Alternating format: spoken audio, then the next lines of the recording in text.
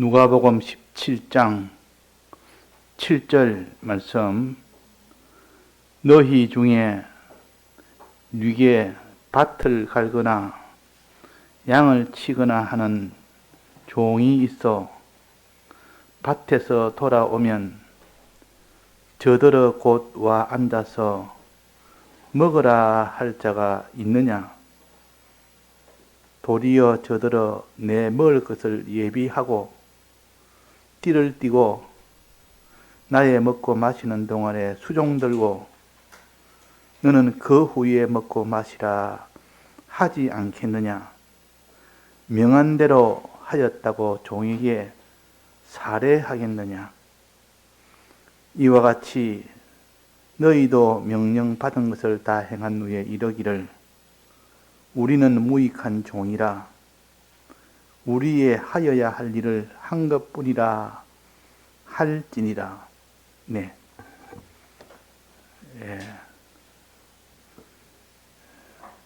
믿음을 더하는 방법 중에 두 번째 방법은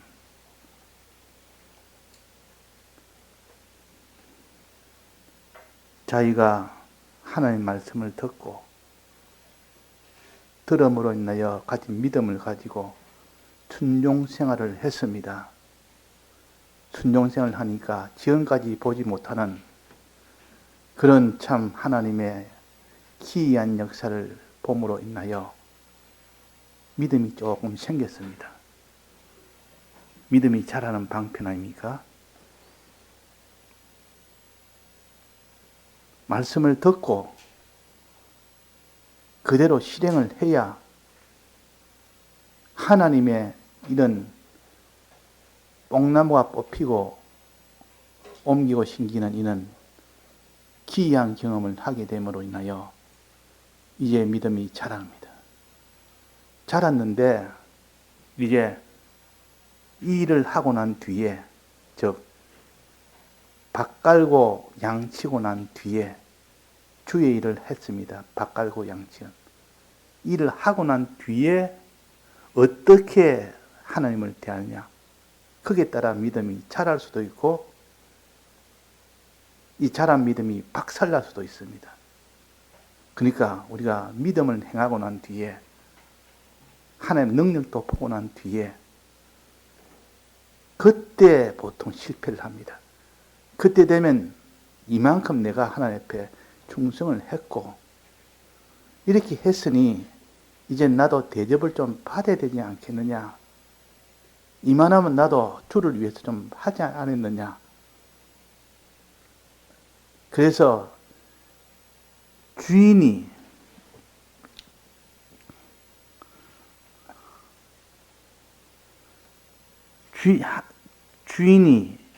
그 종에게 대접받을 것을,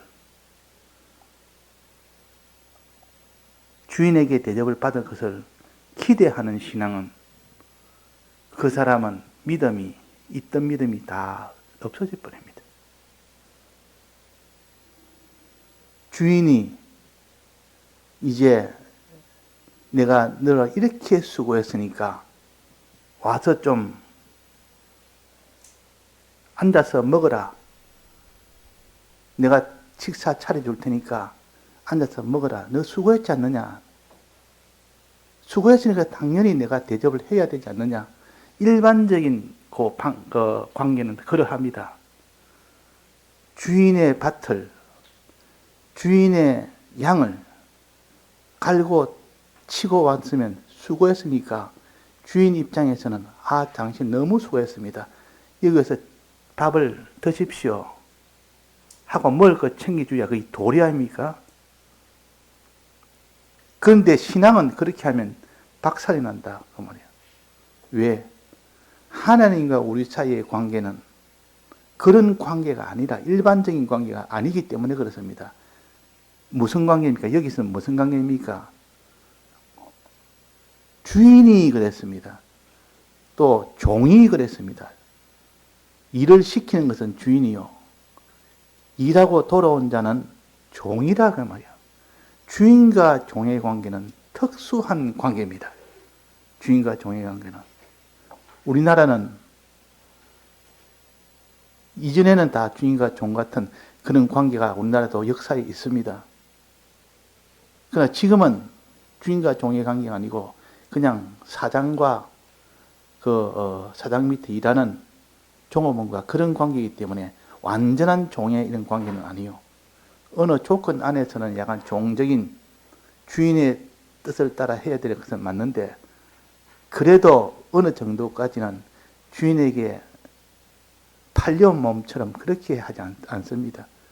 일한 만큼 내가 받고 받은 만큼 내가 일해주는 그런 관계이기 때문에 그는 진정한 종과 주인의 관계는 아니요. 그러나 과거에 있던 종과 주인의 관계는 어떤 관계고 하니 주인이 일을 시키기 위해서 사람을 삽니다. 돈을 주고 시장 가서 사람을 사오는 겁니다.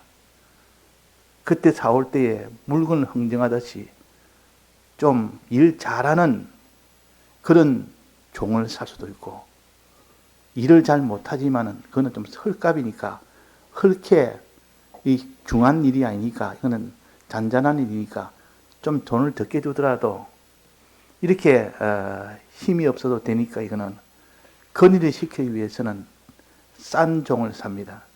근데 어떤 사람은 이 일이 굉장히 힘들고 고된 일을 한 데는 아주 건장한 그런 종을 사야 됩니다. 그러니까 이 종을 살 때 흥정을 하는 겁니다. 흥정해서 할 때 이 주인이 종을 살 때는 돈을 줘야 됩니다. 자기 있는 돈을 줘야 된다 그 말이에요. 자기 돈을 다른 말로 하면 피값이라고도 합니다. 자기 피 같은 값으로 줘서 그 종을 사가지고 그 종은 앉아 주인한테 예속이 됩니다. 주인의 것이 됩니다. 그래서 물건처럼 다루었단 말이에요. 주인과 종에 관한 거는 종은 주인의 것인 물건과 같습니다. 그래서 주인이 물건이니까 주인의 것이니까 오직 종은 주인을 위해서 살아야 됩니다. 주인을 위하는 이것이 종의 의무입니다. 종의 의무. 주인을 위해서. 두 번째는 주인의 뜻대로 해야 됩니다. 내가 하고 싶은 대로 내 주관대로 이렇게 하지 못하는 것이 종입니다. 종의 의무요. 왜? 값 주고 샀으면 주인의 것이라. 어디 장난감 가게 가서 무엇을 돈을 주고 샀습니다. 장난감 샀습니다. 그러면 돈 준 사람의 것입니다. 그때부터는. 돈 준 사람의 것이라. 그래서 주인이 종을 샀으면 이제는 주인의 것이 된 겁니다. 주인이 마음대로 처분할 수 있습니다. 팔 수도 있고 이걸 갖다 부술 수도 있고 이게 마음에 안 든다고 부숴도 아무 상관이 없습니다. 말 안 듣는다고 때려도 상관없습니다. 팔아도 상관없습니다. 왜? 주인의 것이니까. 그러니까 주인의 것은 주인을 위해서 있는 것이고 주인의 뜻을 따라서 움직여야 될 그런 책임이 있는 겁니다.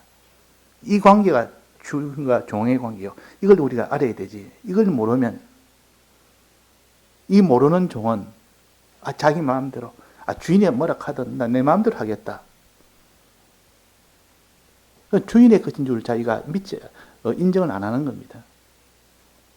내 하고 싶은 대로 나 위해서 살겠다. 그러면 주인은 종에게 대번에 징계를 받습니다. 주인이 그걸 때리거나 죽이거나 팔아도 종으로서는 할 말이 없습니다. 법적으로 다 보장이 됩니다. 그래, 너 종은 너 것이니까 너가 네 마음대로 주인이 할 수 있다. 이겁니다. 그러니까 주인은 종의 것이라, 종은 주인의 것이라. 이것을 늘 알아야 되고, 종을 살 때 큰 돈을 주고 샀다. 이것을 알아야 되고, 우리는 주님이 우리를 샀는데 피값을 주고 샀습니다. 값을 냈는데 무슨 값을? 피값을 낸 겁니다. 피값. 피값이라는 말은 죽음을 내주고 우리를 산 겁니다. 피 흘리심은 죽음을 가르치고 살찌으심은 고난을 가르칩니다.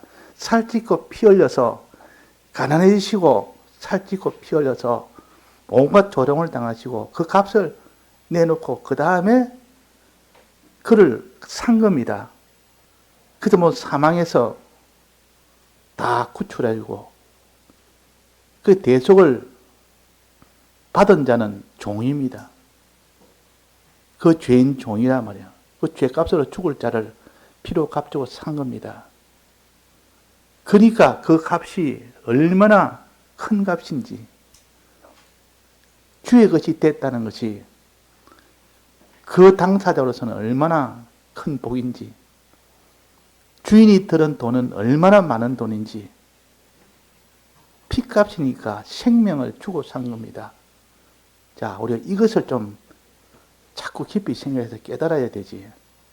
이래야 우리는 진정한 종이 될 수가 있습니다. 진정한 종이 되어야만 주인이 그 종에게 자꾸 맡깁니다. 너 이 일 잘하니까, 너 시켜보니까 일을 갖다 너무 충성스럽게 잘한다. 주인을 위해서 잘한다. 너 뜻대로 하지 않는다. 그러면 주인은 너무 기뻐서 그에게 또 맡기고, 또 맡기고, 또 맡기고, 종이지만은 주인의 것을 다 맡겨서 또 부자처럼 삽니다. 종인데도. 왜? 주인의 신임을 받아서 주인이 하라는 대로 하니까. 자, 종의 성공은 주인을 위해서 하고 주인의 뜻대로 하는 이것이 종의 성공이 됩니다. 그에게 주인이 다 맡기게 됩니다. 그러면 종이지만은 실제는 아들과 같이, 아들은 아니지만은 아들처럼 있는 걸 다 맡긴다 그 말이에요. 요셉이 비록 종으로 있다가 거기서 이제 죄인으로 이제 있습니다. 종이 되었다가 죄인이 됐다가 이 죄인이 되어 가지고 왕이 그 하는 일을 보니까 너무 일을 갖다가 나라를 위해서 지혜가 있게 하니까 다 죽은 자를 다 살리는 일을 했습니다. 그러니까 그에게 다 맡긴단 말이야. 주인이 타국에 가면서 종에게 그 식구를 다 맡긴다고 그랬습니다. 맡겨놓으니까 얼마나 충성스럽게 잘하는지, 주인의 일을 주의 뜻대로 주인을 위하듯 그 식구를 다 먹이고 충성으로 하니까 주인이 멀리서 소식을 듣고 참 잘했다, 참 잘하는 종이다 이렇게 하고, 어떤 종은 맡겨놨더니만 때를 따라 양식을 나눠주지 않고 친구로 더불어 술 먹고 띵까띵까 하고 그렇게 한다는 말을 들은 겁니다. 그래서 주인이 이제 계산하자. 이제 종으로서의 끝이다. 계산대로 너는 이제는 하자. 어떻게 했는가 보자. 어떻게 살았는지 보자. 계산하고 끝내냅니다. 그래서 우리는 이게 너희 중에 네게 밭을 갈거나 양을 치거나 하는 종이 있어. 우리는 종입니다. 주님은 주인입니다. 주인과 종의 관계를 이렇게 이해를 해야 됩니다. 이해를 못하고 나는 낸데 내가 왜 내 종이라, 내가 그때 뭐 종노릇할 그런 신분이가, 너 종이잖아. 주님의 피로 주고 샀잖아. 그걸 믿지 않느냐? 믿습니다. 믿으면 너는 종이다. 그걸 부인하면 너는 주인의 것이 아니다. 주님의 피값을 대속을 받은 자가 아니다. 대속을 받은 자가 아닌 줄로 너는 살래. 대속을 받은 줄로 알고 너는 주인의 종이 되어 살래. 그 선택은 본인이 하는 거다. 나는 대속 필요 없고 종으로 살기도 싫고 내 마음대로 살고 싶습니다. 하면 내 마음대로 사는 겁니다. 대속은 버리는 겁니다. 대속 없이 그러면 너는 심판대 앞에서 어떻게 견딜려나? 죄는 어떻게 하며 의가 없으면 어떻게 될지를 심판대 앞에서 어떻게 되는지 알지 않느냐? 대속이 없으면 안 되겠습니다. 대속이 있어야 되겠습니다. 대속을 너는 가졌으면 너는 너 것은 주인의 것이다. 대속도 내 것, 주인도 내 것. 대속도 내 것이고 이 몸도 내 것이고 그럴 수는 없습니다. 상점에 가서 물건을 돈도 안 주고 물건을 가져오는 것과 같습니다. 물건도 내 것, 내 돈도 준축 안 하고 내 돈도 내 것. 이렇게 될 수 없는 일이다. 그래서 우리가 주인과 종의 관계를 해서 우리는 주의 종이라. 주의 종은 주인이 시키는 대로 해야 됩니다. 주인을 위해서 해야 됩니다. 그래서 주인을 위해서 주인이 시킨 대로 밥 깔고 양치는 일을 주인이 시켰습니다. 그래서 이게 밥 깔고 양치는 일을 시키는 일을 그대로 순종을 했습니다. 또 이것은 다 주인을 위해서 하는 겁니다. 주인을 위해서. 그 중심은 주인을 위해서 해야 되고 그 모든 행동은 주의 뜻대로 해야 됩니다. 이렇게 했습니다. 밥 깔고 양치고 돌아와서 그 일을 잘 했단 말이에요. 잘 하고 난 뒤에 그때가 믿음이 자랄 수 있는 그 순간이 됩니다. 믿음이 자라지 않으면 오히려 박살나는 순간이 될 수도 있습니다. 자, 밥 깔고 양치고 돌아오면 그 뒤에 주인이 뭐라고 하겠느냐?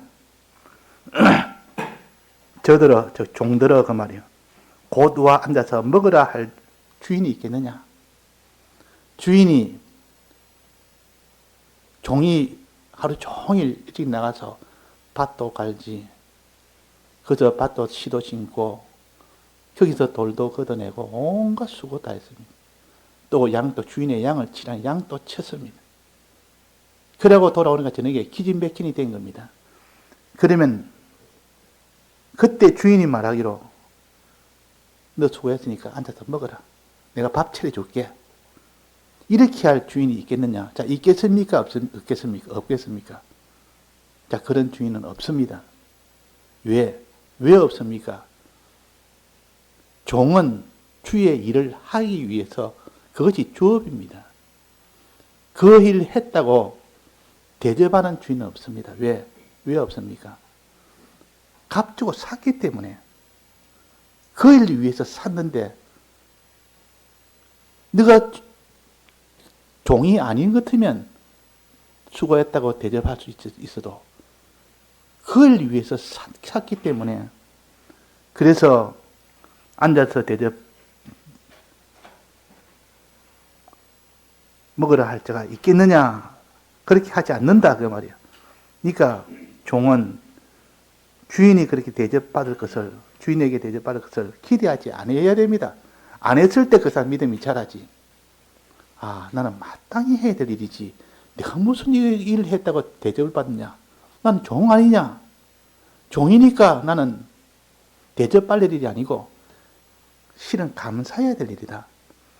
주인이 날 샀으니까 이 은혜가 너무 크고 너무 감사해서 내가 하는 거는 억만물이 1도도 안 되는데 내가 주인 위해서 하는 것은 주인이 내게 내 값 주고 살 때 그때 비용에 비하면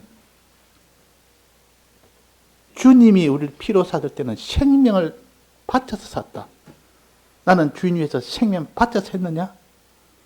밥 깔고 양칠 때 생명 바쳐서 했으면 주님 날 위하여 생명 바쳐서 했으니 나도 주를 위하여 생명 바쳤다.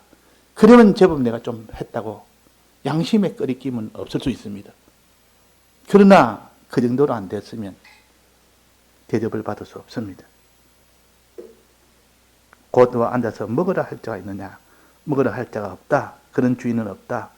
그러니까 아예 수고하고 충성한 후 대접받을 것을 기대하지 않는 그 사람은 믿음이 자랍니다. 어디까지 충성해도. 보통 사람들은 주를 위해서 충성을 많이 하고 나면 이만하면 나도 대접을 좀 받아야 되겠다. 사람들한테 대접도 받아야 되겠고 하나님에게 대접을 받아야 되겠고 나를 좀 알아주겠고 알아줘야 되지. 그런 믿음이 다 그때부터 무너집니다. 지금까지 충성하는 것이 다 무너져 버린다고 말해요. 왜? 종으로서의 도리가 아니기 때문에. 종으로서의 도리가 아닙니다. 그 다음에 두 번째입니다. 도리어 저들어 내 먹을 것을 예비하고 그랬습니다. 도리어 저들어 내 먹을 것을, 종들어 주인 먹을 것을 예비하라 그럽니다. 종에게 말하기로. 주인이 너 그렇게 수고하고 하루 종일 닭하고 양치고 돌아왔는데 이제 주인 먹을 것, 내 먹을 것 준비하는 일을 해라.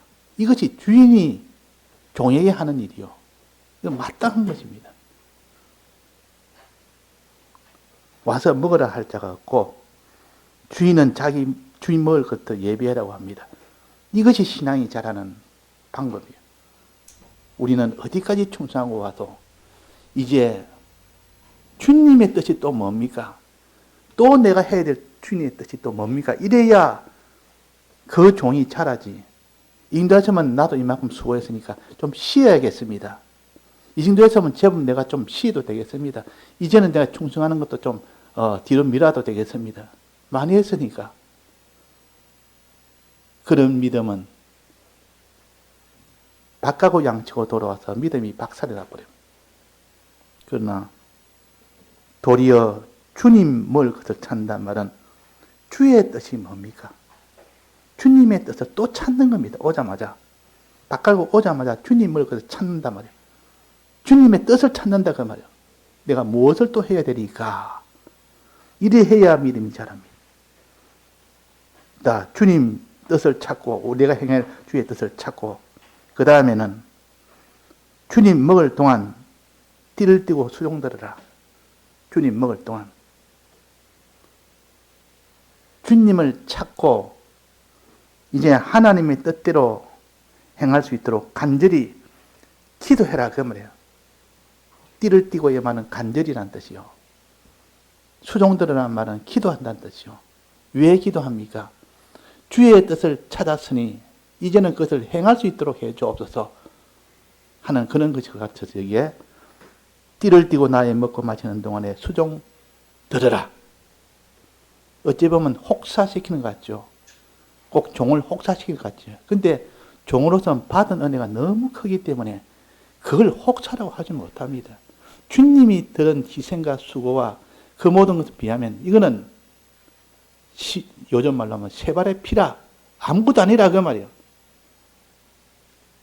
주인이 종에게 드린 그 수고와 희생과 대가는 너무 큰데 내가 조금 그 했다고 수고했다고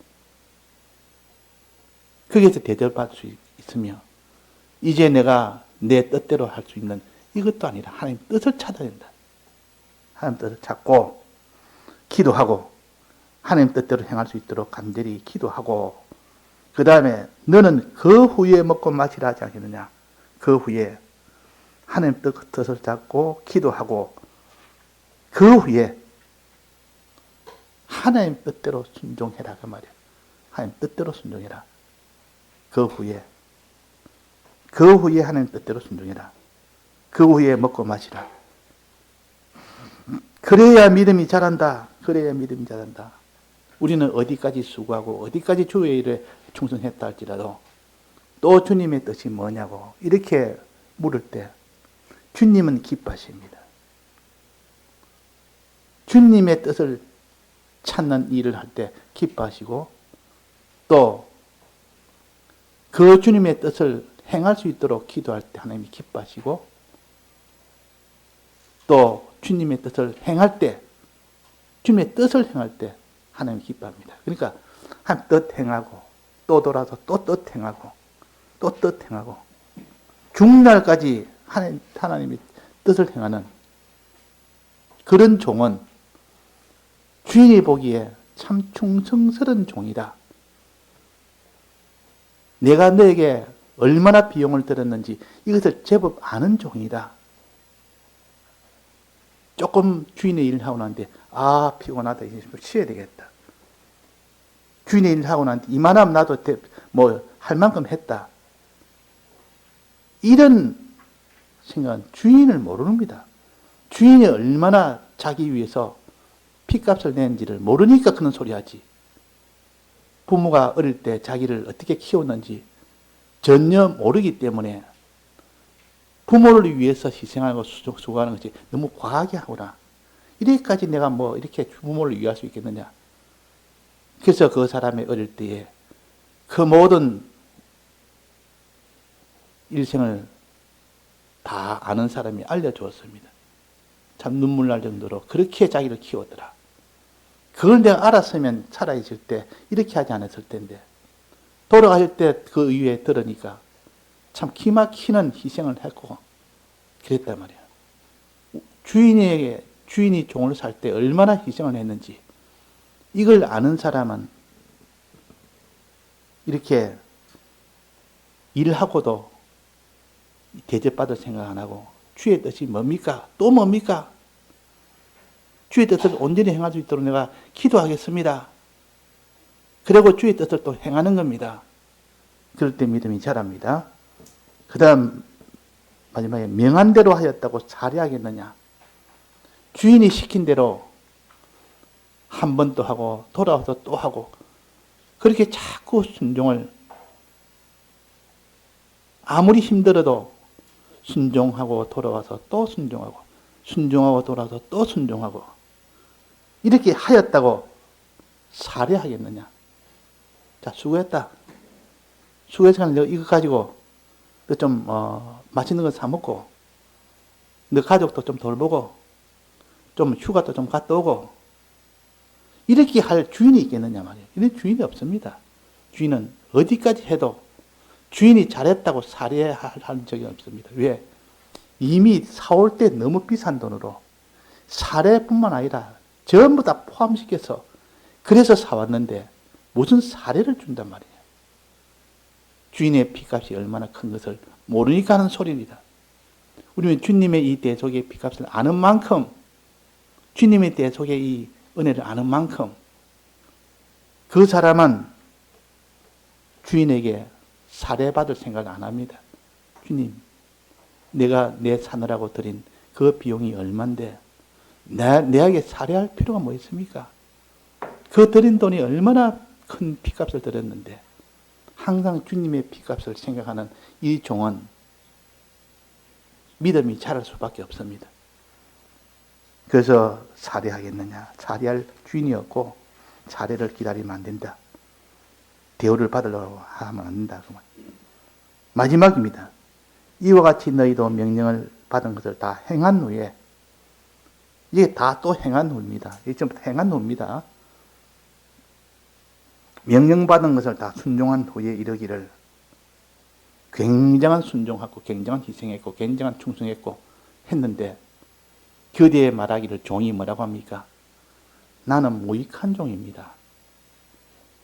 무익한 종이 너무 겸손한 거 아닙니까? 너무 겸손하게 말한 거 아닙니까? 자기 그리 충성해놓고 나는 무익한 종이에요. 주인한테 손해 보이는 종입니다. 무익이라면 주인에게 이익을 주지 못한 종입니다. 너 충성했는데 주인을 위해서 이렇게 너는 밥 깔고 양 치고 갔다 와서 주인 먹을 것도 대접하고 밤낮으로 이렇게 했는데 네가 무슨 무익한 종이라 할 만큼 했다고 생각이 되지 않느냐? 아닙니다. 주인이 날 위해서 희생한 그 대가를 치른 것은 억만분의 1도 안 됩니다. 나는 1도 안 되는 그것 가지고 했다고 내가 대접받겠다고 살해받겠다고 이제 내 뜻대로 좀 해보겠다고 하는 이거는 참 주님을 조롱하는 것이요. 주님의 대속을 무시하는 것이요. 그래서 내가 드린 비용이 주님이 너무 크고 내가 한 일은 거기에 비하면 억만분의 1도 안 됩니다. 그걸 가르쳐서 나는 무익한 종입니다. 그 말이요. 주인에게 이익을 주는 종이 아니라 손해를 끼치도 너무 큰 손해를 내가 끼치고 있습니다. 내가 있는 힘을 다해서 밤낮으로 빡가고 양치고 돌아와서 주인의 일을 위해서 또 하고 또 하고 또 돌아와서 또 하고 또 다음날 아침에 일찍 일어나서 또 하고 해도 나는 무익한 종입니다. 그래서 바울이 말하기로 나는 빚진 자라. 아무리 충성하고 아무리 복음을 전하고 온갖 수고와 희생과 십자가를 지면서 그것을 복음을 전해도 나는 복음의 빚진 자라 그랬습니다. 복음의 빚진 자라. 헬란이나 야만이나 지혜 있는 자나 어리석은 자에게 다 내가 빚진 자라. 복음 전함에 있어 빚진 자라. 이 빚진 자가 되니까 항상 사람을 보면 내가 저 사람의 빚을 갚아야 되는데 빚을 못 갚고 있는 빚쟁이다. 주님이 저 사람이 다 전하라고 내게 핏값을 흘렸는데 나는 핏값을 하지 못한 빚쟁이다. 그 말이에요. 또 그러므로 형제들아 우리가 빚진 자로서 육신에게 져서 육신대로 살 것이 아니니라. 우리는 죄의 빚을 졌습니다. 주님이 죄의 빚을 탕감해 주느라고 얼마나 큰 돈을 들였는지, 얼마나 큰 걸 들였는지. 그래서 우리는 죄에 대해서 빚을 진 자라. 육신대로 사는 것은 죄로 사는 것이요. 이 빚진 자가 돼가지고 죄의 빚을 갚을 생각 안 하고 온갖 육신대로 사는 죄를 진다는 것은 참 얼마나 이거 하나님을 이렇게 대속을 무시하는 일이고 대속을 이렇게 모르는 일입니까? 우리는 그래서 빚진 자라. 우리는 대속에 빚을 졌다. 복음을 전할 빚을 졌고 죄를 안 지을 때는 빚을 졌고 이렇게 여기는 자는 항상 주님 죄송합니다. 나는 빚진 자가 돼서 너무 죄송합니다. 어디까지 충성해도 주님 앞에 죄 때문에 죄의 빚을 지어서 죄송하고 의의 빚을 져서 죄송하고 복음을 위해서 전하지 못한 이 의의 빚을 져서 죄송합니다. 이런 마음을 가지고 주인을 대하면 주인이 참 네가 나를 안다. 대속을 안다. 이렇게 되는 겁니다. 그래서 오늘 우리가 주인과 종과의 관계, 주님과 우리 구속받은 성도의 관계를 바로 알아라고 무익한 종으로 마지막은 나설 때 그때 주님이 우리 위하여 희생한 그 희생이 얼마며 내가 주를 위해서 희생한 것이 꼴랑 얼마냐 이것을 비교해서 할 때마다 주님 너무 부족합니다. 난 주인에게 지금 빚을 져 있는 빚쟁이입니다. 이렇게 할 때 그 사람의 믿음이 주를 위해서 더 해야 되겠다, 더 해야 되겠다. 이렇게 한 것은 아무 주인한테 참 너무 큰 손해를 끼치는 종일 뿐입니다. 충성하고도 그럽니다. 충성하고도. 그래서 주의 종들이 일제시대 때 그때 신사참배라는 환란이 왔습니다. 그때 이 한국의 위대한 종들도 많았지만은 그때 이긴 자는 어떤 자냐? 끝까지 주의 종으로 여기고 주님이 내 죄빚을 내가 지고 있는 이 죄인인데 빚진 죄인인데 내가 죄인을 내가 빚을 내가 질 수 있느냐? 죄를 내가 질 수가 있느냐? 그래가지고 끝까지 싸워서 거기서 죽은 자가 되면 마음에 이제 내가 빚을 좀 갚았다. 조금이라도 갚았다라고 할 수가 있겠지만 죽지 못했으면 그런 분들은 마음의 빚쟁이로 주님 죄송합니다. 내가 이거 보던 죄빚을 갚지 못했습니다. 그게 최상림 목사님 같은 분이나 그게 또 주기철 목사님 같은 분은 그런 분은 형무소에 있다가 신사참배 거부하다가 다 죽은 분이죠. 그 최상림 목사님 같은 분은 해방되기 3개월 전에 그 감옥에서 평양 감옥에서 순교하셨다 합니다. 그분이 오기 전에 그 신사참배 그 환란이 오기 전에 백 목사님이 소문을 듣고 찾아갔습니다. 이분이 남해읍에 그 교회를 시무했는데 거기에 있는 청년들을 보면 항상 힘이 있더라. 거기 소속되어 있는 청년들은 최상림 목사님 밑에 있는 청년들은 그렇게 힘이 있더라. 그 목사님 한번 만나보고 싶다. 이래가지고 하루 목사님 만나러 그 성경 공부를 하는데 갔습니다. 지금 말하면 신학교인데 근데 신학교라는 그는 이런 규모가 안 되니까 거기서 보통 목회를 소망하고 좀 신앙으로 살아보려는 사람들 성경 학교를 경남 성경학교에 그렇게 갔는데 거기에 교수로 그 최찬림 목사님이 교수로 온다 하는 말을 듣고 거기 찾아가서 그 목사님 한번 보고 싶다. 하루 갔단 말이야. 가가 보니까 자기는 그 학생도 아니기 때문에 그 다음 구경을 갔단 말이야. 가니까 목사님이 더 했는데 얼굴은 얼마나 좀 거무튀튀하게 해가지고 사람이 또 무슨 이래 좀 인물도 없고 불량배처럼 얼굴이 아주 막 이렇게 생기고 좀 이렇게 좀 점잖고 매끄러하게 생기지 않고 꼭 무슨 불량배처럼 보일 정도로 이렇게 보이니까 근데 목소리가 걸걸하게 겉으로는 아무 모양도 없고 품위도 없고 아무도 없습니다. 그런데 그분이 있는 곳에는 항상 신앙이 살아있는 종들이 있었다. 그래서 최찬림 목사님이 그때 백 목사님 가서 만나서 목사님 한 가지 내가 물어볼 게 있는데 대답해 줄 수 있습니까? 물어봐라. 목사님이 제일 좋아하는 성경의 표가 뭡니까? 제일 은혜 받고 제일 지금도 표로 생각할 만한 그런 성구는 뭡니까? 하니까 나는 내가 표하는 성구는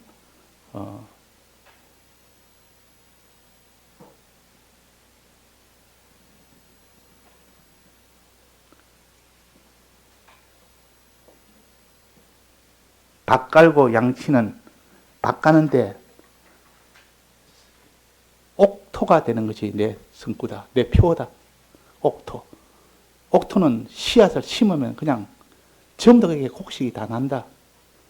그런데 씨앗을 아무리 심어도 곡식이 나지 않는 그곳에는 믿음도 안 생기고 거기는 양도 못 친다. 그래서 옥토가 되기를 원한다. 이것이 최찬림 목사님의 표였다 합니다.